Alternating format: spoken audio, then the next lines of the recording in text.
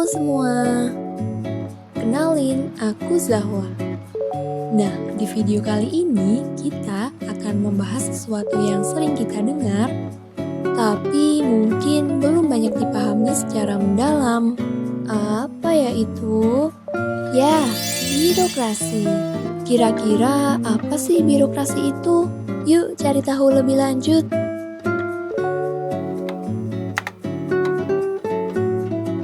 Masyarakat seringkali menyamakan birokrasi dengan pemerintah, institusi, bahkan sistem hukum.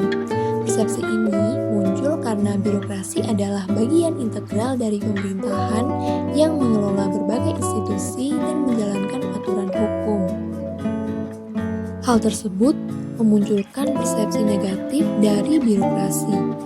Birokrasi dianggap sebagai prosedur atau aturan yang bertele-tele, menyulitkan, bahkan menjengkelkan.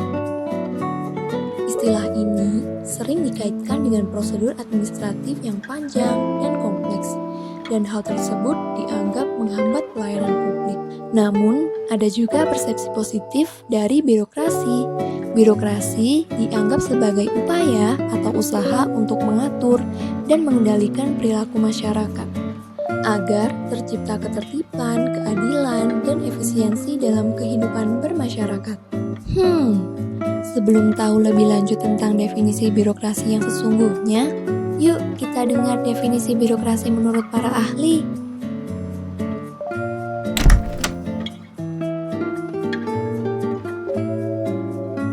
Birokrasi menurut Hegel adalah sebuah institusi yang menduduki posisi organik yang netral.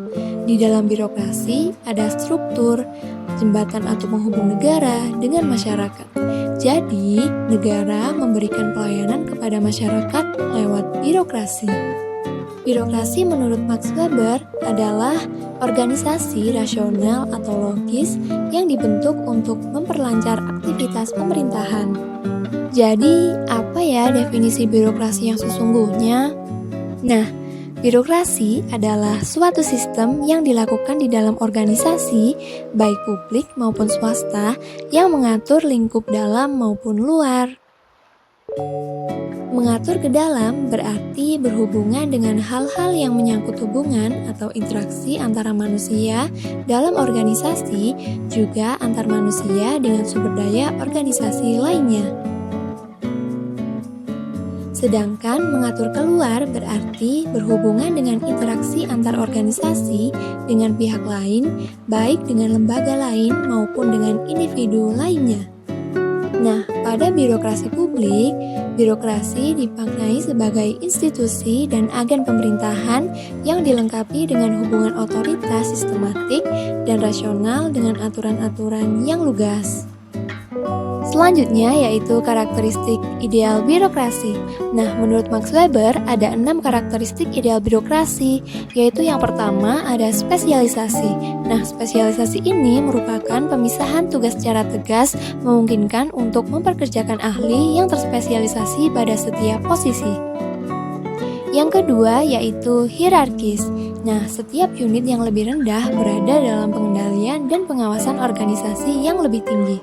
Yang ketiga yaitu system of rules, merupakan operasi atau kegiatan yang dilaksanakan berdasarkan sistem aturan yang ditaati secara konsisten. Yang keempat ada impersonality. Nah, impersonality ini merupakan standar operasi pemerintah yang dilakukan tanpa interferensi atau ikut campur dari kepentingan personal. Yang kelima ada sistem karir. Nah, sistem karir ini merupakan sistem promosi yang didasarkan pada senioritas atau prestasi atau mungkin bisa keduanya.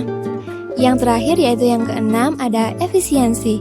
Administrasi organisasi yang murni berbentuk birokrasi diyakini mampu mencapai tingkat efisiensi paling tinggi. Berikutnya ada model birokrasi. Nah, model birokrasi ini ada 3, yaitu yang pertama terbuka, kedua tertutup, dan ketiga campuran. Dalam model birokrasi terbuka, ada 4 poin penting, yaitu yang pertama aksesibilitas masyarakat, kedua rekrutmen luas, ketiga bebas memasuki kelompok birokrasi lain, dan yang keempat derajat distribusi kekuasaan. Dan dalam model birokrasi tertutup terdapat 5 poin penting, yaitu yang pertama, elastis dan memiliki hak istimewa, kedua, kesetiaan kepada pekerja, ketiga, moral tinggi namun orientasi sempit, keempat, masuk melalui ujian, dan yang kelima, rotasi antar bagian. Sedangkan dalam model birokrasi campuran terdapat 3 poin penting, yaitu yang pertama, kontak yang terbatas antar birokrasi dengan masyarakat, kedua, masuknya individu ke dalam jajaran birokrasi, dan yang ketiga, terbuka dari masuknya para expert atau para ahli.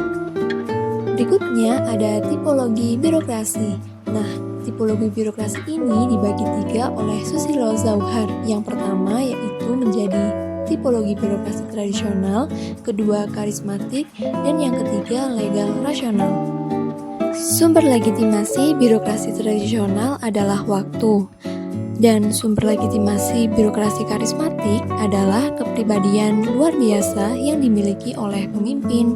Sedangkan untuk birokrasi legal rasional bersumber pada aturan-aturan yang dibuat untuk mencapai tujuan tertentu.